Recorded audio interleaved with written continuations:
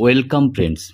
আজকের যে ফ্রেজটা নিয়ে আমরা আলোচনা করব সেটি হলো less likely two.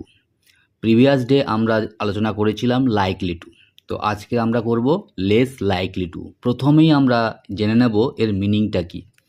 In English, less likely two means something has a lower chance or probability of happening.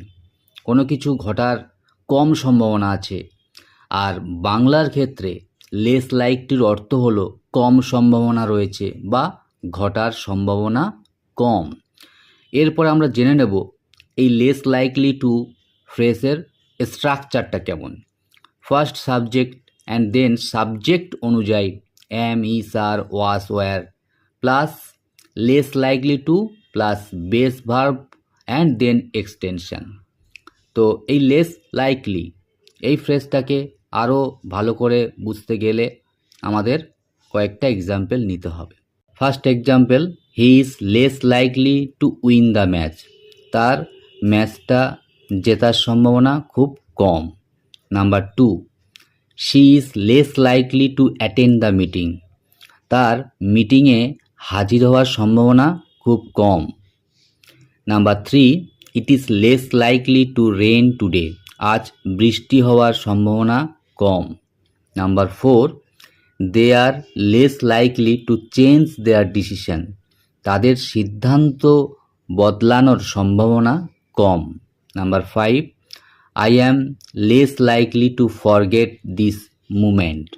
আমি এই মুহূর্তে ভুলে যাব এমন সম্ভাবনা খুব কম। Number 6, the students are less likely to fail the test.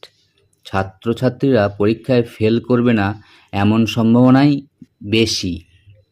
Number 7, the road is less likely to be blocked now. রাস্তাটি এখন আটকে যাবে এমন সম্ভাবনা কম। Number 8, we are less likely to face any problem. আমরা কোনো সমস্যায় পড়ব এমন সম্ভাবনা কম।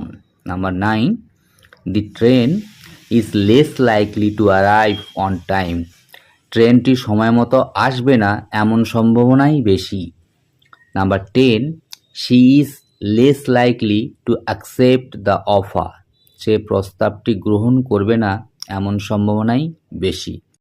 তো ফ্রেন্ডস, এই লেস লাইকলি এই স্ট্রাকচার বা এই ফ্রেজটা very very important in our daily life spoken English. So ভালোভাবে প্র্যাকটিস করুন। Have a nice day. Thank you.